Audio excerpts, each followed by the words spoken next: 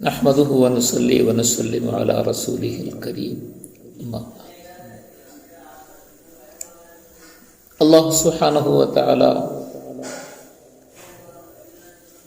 നോമ്പ് മുഖേന നാം നേടിയെടുക്കേണ്ട, നമ്മിലുണ്ടാകേണ്ട കാര്യം എന്താണ് നോമ്പ് മുഖേന നമ്മളുടെ ലക്ഷ്യമായിരിക്കേണ്ടത് എന്നതിനെക്കുറിച്ച് സൂചിപ്പിച്ച് അള്ളാഹുവിൻ്റെ വചനത്തിൽ പറഞ്ഞ തഖ്വ. അതിൻ്റെ ഒരു ഭാഗമാണ് അള്ളാഹുവിൻ്റെ കൽപ്പനകളെ അനുസരിക്കുന്നതിൻ്റെ മനുഷ്യൻ പാകപ്പെടുക. അള്ളാഹുവിൻ്റെ കൽപ്പനകൾ എന്തു തന്നെയാണെങ്കിലും അതിനെ പൂർണ്ണമായി ശിരസ വഹിക്കുക, പൂർണ്ണ സമ്മതത്തോടുകൂടി മനസ്സിന് ഇണങ്ങി അതിലേക്ക് മനുഷ്യൻ വ്യാപൃതനാകുന്നതിന് അവനെ പ്രേരിപ്പിക്കുക. ഇത് തഖ്വയുടെ ഒരു ഭാഗമാണ്. ആ ഗുണം മനുഷ്യനിൽ ഉണ്ടാക്കിയെടുക്കുക. രണ്ടാമത്തെ ഭാഗം അള്ളാഹുവിൻ്റെ നിരോധനകളെ പൂർണ്ണമായ നിലയിൽ വെടിയലാണ്, ഉപേക്ഷിക്കലാണ്. അല്ലാഹു തആല നിരോധിച്ച ധാരാളം കാര്യങ്ങളുണ്ട്. അതിൽ നമ്മുടെ മനസ്സിന് യോജിക്കുന്നതും യോജിക്കാത്തതുമായ ഒരുപാട് കാര്യങ്ങളുണ്ട്. സ്വാഭാവികമായ നിലയിലും മനുഷ്യൻ ചിന്തിക്കുന്നതാണ്, ഇതര മതസ്ഥരെ പോലെ, അള്ളാഹുവിനെ അനുസരിക്കാത്ത മറ്റുള്ള ആളുകളെ പോലെ അവരുടെ പ്രവർത്തനങ്ങളെ നമ്മൾക്കും പിൻപറ്റുകയും അതിനോടൊപ്പം നമ്മളും കൂടുകയും ആ നിലയിൽ നമ്മളും വർത്തിക്കുകയും ചെയ്യുക. അതിനെന്താണ് കുഴപ്പം? എന്താണ് ഇസ്ലാമിൽ മാത്രം ഇങ്ങനത്തെ നിർദ്ദേശങ്ങളും നിയന്ത്രണങ്ങളും വച്ചിരിക്കുന്നത്? മനുഷ്യന് സാധിക്കുന്ന കാര്യങ്ങൾ ചെയ്യുന്നതിന് എന്തേ മനുഷ്യനെ അനുവദിക്കാത്തത്? ഇതര മതങ്ങളിലെല്ലാം അതിന് അനുവാദമുണ്ടല്ലോ. പ്രത്യേകിച്ചും ഇന്നത്തെ കാലത്ത് ആളുകൾ മറ്റ് മതക്കാരുടെ പ്രവർത്തനങ്ങളെ ഇസ്ലാമിലും ഉണ്ടാക്കിയെടുക്കണമെന്ന് ആവശ്യപ്പെടുകയും അതിനുവേണ്ടി വാദിക്കുകയും അതിൻ്റെ പേരിൽ ഇസ്ലാമിനെ വിമർശിക്കുകയും ചെയ്യുന്ന ധാരാളം പ്രവർത്തനങ്ങൾ നമുക്ക് കാണാൻ കഴിയും. അങ്ങനെ വാദിക്കുന്ന ധാരാളം ആളുകളെയും നമുക്ക് കാണാൻ കഴിയും. മനുഷ്യ സഹജമായി സ്വാഭാവികമായി ചിലപ്പോൾ നാമും അതിൽ പെട്ടുപോകാറുണ്ട്. അങ്ങനെ ചിലപ്പോൾ നമുക്കും നമ്മളുടെ മനസ്സിൽ ചിന്ത വരാറുണ്ട്, ശരിയാണല്ലോ ഇവർ പറയുന്നത്, അള്ളാഹു എന്തിന് ഇത്ര വലിയ കടുത്ത നിയമം വച്ചിരിക്കുന്നു വിവാഹത്തിൻ്റെ വിഷയത്തിൽ, വിവാഹമോചനത്തിൻ്റെ വിഷയത്തിൽ, സ്ത്രീകളുമായി ബന്ധപ്പെട്ട അവകാശങ്ങളുടെ വിഷയത്തിൽ, സ്ത്രീകളുടെ ജീവിത രീതിയിൽ. ഇതിലെല്ലാം ഇസ്ലാം വല്ലാതെ കൈകടത്തുന്നു. ഇസ്ലാം വല്ലാതെ അതിൽ നിയന്ത്രണം ഏർപ്പെടുത്തുന്നു. ഇതിൻ്റെ ആവശ്യം എന്താണ്? അതിൻ്റെ പിന്നിൽ എന്താണ് അള്ളാഹു ലക്ഷ്യമാക്കുന്നത്? ഇസ്ലാം മനുഷ്യരെ വളരെ കൂടുതൽ നിയന്ത്രിച്ച് അവരുടെ അവകാശങ്ങളൊന്നും ഇല്ലാതാക്കി അവരെ പൂർണ്ണമായി അധീനപ്പെടുത്താനുള്ള ലക്ഷ്യത്തിലാണോ ഇതെല്ലാം ചെയ്യുന്നത്? ഇങ്ങനെയൊക്കെ വ്യത്യസ്തമായ പലതരത്തിലുള്ള അഭിപ്രായങ്ങളും പലതരത്തിലുള്ള ചിന്തകളും മനുഷ്യനിൽ വന്നുകൂടിക്കൊണ്ടിരിക്കുന്ന കാലമാണ്.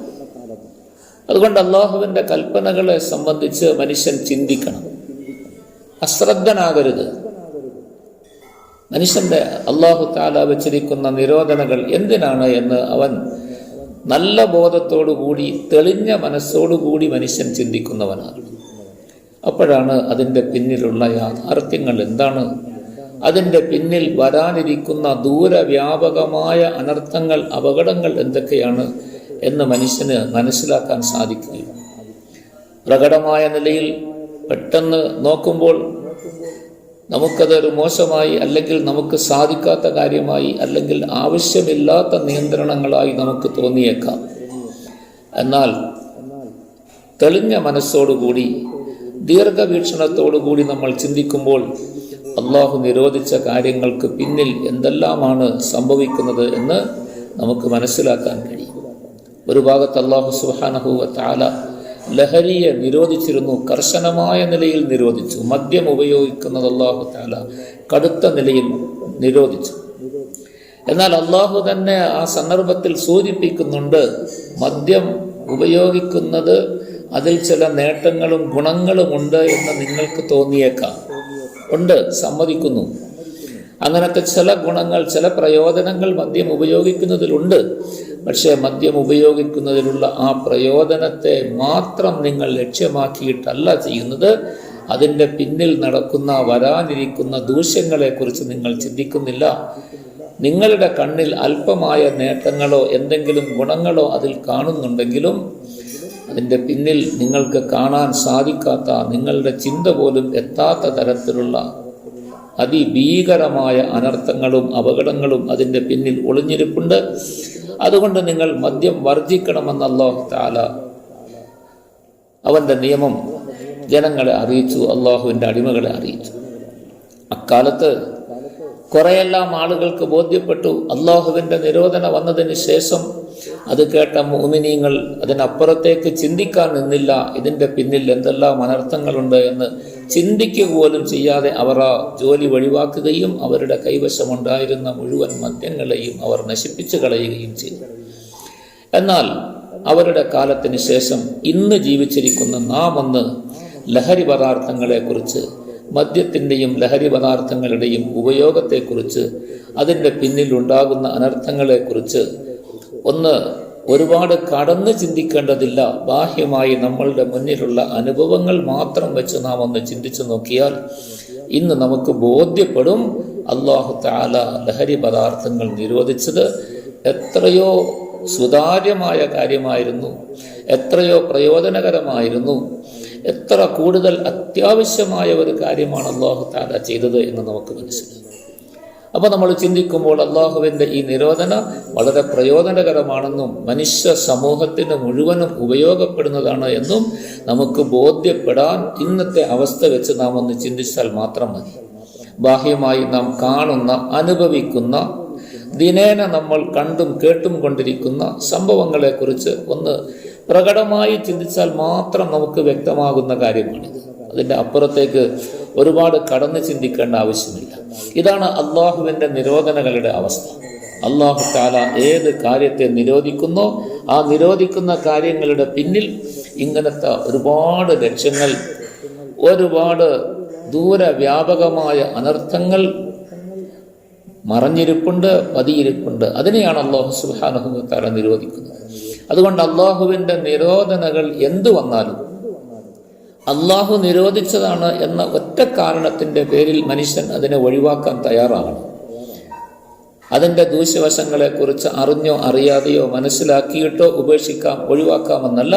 അതിനെക്കുറിച്ച് മനുഷ്യൻ ചിന്തിക്കേണ്ട ആവശ്യം പോലുമില്ല. കാരണം നമ്മളെക്കാൾ എത്രയോ ഉയർന്ന അറിവുള്ളവനാണ് അല്ലാഹു തആല.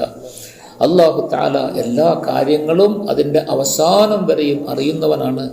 അതെല്ലാം അറിഞ്ഞതിൻ്റെ പേരിലാണ് അല്ലാഹു തആല ഇങ്ങനത്തെ നിരോധനകൾ, അതുപോലെ കൽപ്പനകൾ പുറപ്പെടുവിച്ചിരിക്കുന്നത് എന്ന് സ്വയം നാം ബോധ്യപ്പെടുകയും അള്ളാഹുവിൻ്റെ നിരോധനകൾ എന്ന് കേട്ടാൽ അവിടെ തലകുനിക്കുകയും അതിന് കീഴ്പ്പെടുകയും ചെയ്യാൻ മനുഷ്യൻ സന്നദ്ധനാകണം. സ്വയം അവൻ തയ്യാറാവുകയും പ്രേരിതനാവുകയും അതായിരിക്കണം അവൻ്റെ ജീവിതത്തിൻ്റെ ലക്ഷ്യമാക്കി അവൻ പിന്തുടരുകയും ചെയ്യേണ്ടത്. അതാണ് തഖ്വായുടെ രണ്ടാമത്തെ ഭാഗം. ഇങ്ങനെ തഖ്വായുടെ ഈ രണ്ട് ഭാഗവും നിങ്ങളിൽ പൂർണ്ണമായി ഉണ്ടായി നിങ്ങൾ അതിന് സജ്ജരാകാൻ, അള്ളാഹുവിൻ്റെ കൽപ്പനകളെ ജീവിതത്തിൽ പൂർണ്ണമായ നിലയിൽ പിന്തുടരാൻ, പകർത്താൻ, അള്ളാഹുവിൻ്റെ നിരോധനകളെ ജീവിതത്തിൽ നിന്ന് പാടെ ഉപേക്ഷിക്കാൻ, അത് അള്ളാഹുവിൻ്റെ കൽപ്പനയാണ് എന്ന് പറയുമ്പോൾ തന്നെ അതിനനുസരിക്കാനും, അള്ളാഹുവിൻ്റെ നിരോധനയാണ് എന്ന് പറയുമ്പോൾ തന്നെ പിന്നെ ഒന്നും ആലോചിക്കാതെ അതിനെ വർജിക്കാനും മനുഷ്യൻ തയ്യാറാകുമ്പോഴാണ് അവനിൽ തഖ്വായുടെ ഗുണമുണ്ടാകുന്നത്. അല്ലാഹു സുബ്ഹാനഹു വ തആല പറഞ്ഞു, നിങ്ങളുടെ മേൽ നോമ്പ് നിർബന്ധമാക്കിയത് ഈ ഗുണം നിങ്ങളിൽ ഉണ്ടാകാൻ വേണ്ടിയാണ്. ഈ ഗുണം നിങ്ങളിൽ ഉണ്ടാകണം. അതിന് നിങ്ങൾ സ്വയം സന്നദ്ധരാവുക, സജ്ജരാവുക, നിങ്ങളെ പാകപ്പെടുത്തിയെടുക്കുക. ഇതാണ് നോമ്പ് കൊണ്ട് നിങ്ങൾക്കുണ്ടാകേണ്ട ഗുണം, നിങ്ങൾക്ക് കിട്ടേണ്ട ലക്ഷ്യം എന്ന് അല്ലാഹു സുബ്ഹാനഹു വ തആല പറഞ്ഞു. എന്നിട്ട് അല്ലാഹു തആല അവസാനമായി നമ്മളെ സമാധാനിപ്പിക്കാൻ വേണ്ടി ഒരു വാക്ക് പറഞ്ഞു, അയ്യാമം മഅദൂദാ. നോമ്പ് ഒരുപാട് കാലമൊന്നുമില്ല, ചില പകലുകളിൽ മാത്രമേ ഉള്ളൂ. നിങ്ങളുടെ ഈ നിയന്ത്രണങ്ങൾ, നിങ്ങളുടെ ആഹാരപാനീയങ്ങൾക്ക്, വികാരങ്ങൾക്ക് നിയന്ത്രണം ഏർപ്പെടുത്തിയിരിക്കുന്നത് പകലുകളിൽ മാത്രമാണ്. അതും കുറഞ്ഞ ദിവസങ്ങളിൽ, ഒരു മാസം 29-30 ദിവസം മാത്രം. അല്ലാഹു തആല നമ്മളെ അതിനെ പാകപ്പെടുത്തി എടുക്കാനും അതിലേക്ക് നമ്മൾ കൂടുതൽ ശ്രദ്ധ കൊടുക്കാനും കൂടുതൽ താല്പര്യത്തോടെ ആഗ്രഹത്തോടെ മുന്നേറാനും വേണ്ടിയാണ് ഇത്ര ലളിതമാണ് എന്ന് അല്ലാഹു തആല നമ്മളെ സൂചിപ്പിക്കുന്നത്.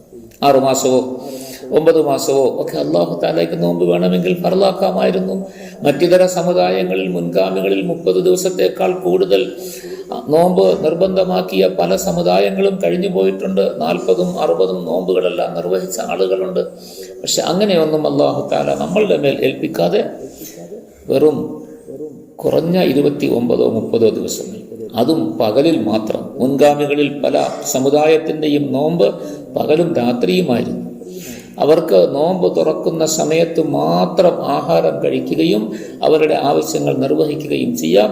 അത് കഴിഞ്ഞാൽ പിന്നെ രാവും പകലും അവർക്ക് ആഹാരം കഴിക്കാൻ പോലും സാധിക്കാത്ത തരത്തിൽ പൂർണ്ണമായ സമയമായിരുന്നു. ഒറ്റ ഒരു സമയം മാത്രം ആഹാരം കഴിക്കാൻ, ബാക്കിയുള്ള സമയം മുഴുവനും നോമ്പിൽ കഴിഞ്ഞു കൂടണമായിരുന്നു. അല്ലാഹു തആല അങ്ങനത്തെ നിയമമൊന്നും നമുക്ക് വെച്ചില്ല. നമുക്ക് വെറും പകൽ മാത്രം. രാത്രി സമയങ്ങളിൽ ഇഷ്ടാനുസരണം എന്ത് ജോലി വേണമെങ്കിലും നമുക്ക് ചെയ്യാം. നമ്മളുടെ ആഹാരപാനീയങ്ങളുടെ വികാരങ്ങളുടെ ഏത് പൂർത്തീകരണവും നടത്താം. അതുകൊണ്ട് അല്ലാഹു തആല പറഞ്ഞു, അയ്യാമം മഅദൂദാത്ത്, തുച്ഛമായ എണ്ണപ്പെടുന്ന ചില പകലുകളിൽ മാത്രമാണ് നിങ്ങളുടെ മേൽ നോമ്പ് നിർബന്ധമാക്കിയിരിക്കുന്നത്. അതിൻ്റെ പേരിൽ നിങ്ങൾ പ്രയാസപ്പെടുകയോ വിഷമിക്കുകയോ ചെയ്യരുത്. നിങ്ങളുടെ മേലൊരു ഭാരമായി തോന്നരുത്. സന്തോഷത്തോടു കൂടി, വളരെ താല്പര്യത്തോടു കൂടി, ഇതിൻ്റെ ലക്ഷ്യത്തിലേക്ക് എത്താനുള്ള ആഗ്രഹത്തോടു കൂടി നിങ്ങൾ ഈ നോമ്പിനെ പൂർത്തിയാക്കണം. അതിനാണ് അല്ലാഹു തആല നിങ്ങളുടെ മേൽ നോമ്പ് വെച്ചിരിക്കുന്നത്, നിർബന്ധമാക്കിയിരിക്കുന്നത് എന്ന് അല്ലാഹു സുബ്ഹാനഹു വ തആല നമ്മളെ സന്തോഷിപ്പിച്ചുകൊണ്ട് വളരെ സ്നേഹത്തോടു കൂടി ഈ കൽപ്പന അല്ലാഹു തആല നമ്മളുടെ മേൽ നിർബന്ധമാക്കി വെച്ചതാണ്. അതുകൊണ്ട് പരിശുദ്ധമായ റമളാനിൻ്റെ സമയങ്ങളെ പാഴാക്കി കളയാതെ അള്ളാഹുവിൻ്റെ കൽപ്പനകളെയും നിരോധനങ്ങളെയും ജീവിതത്തിൽ പൂർണ്ണമായി പാലിച്ചുകൊണ്ട് ജീവിക്കാൻ നമ്മൾ സന്നദ്ധരാകണം. അങ്ങനെ സന്നദ്ധമാകാനുള്ള പ്രവർത്തനങ്ങളിൽ മുഴുകി റമളാനിനെ പ്രയോജനപ്പെടുത്തുകയും ചെയ്യണം. അല്ലാഹു സുബ്ഹാനഹു വ തആല നാം എല്ലാവർക്കും, മുഴുവൻ മുഅ്മിനീങ്ങൾ മുസ്ലിമീങ്ങൾക്കും ഈ ഭാഗ്യം നൽകി അനുഗ്രഹിക്കുമാറാകട്ടെ. വാഖിറു ദുആഇ അൽഹംദുലില്ലാഹ്.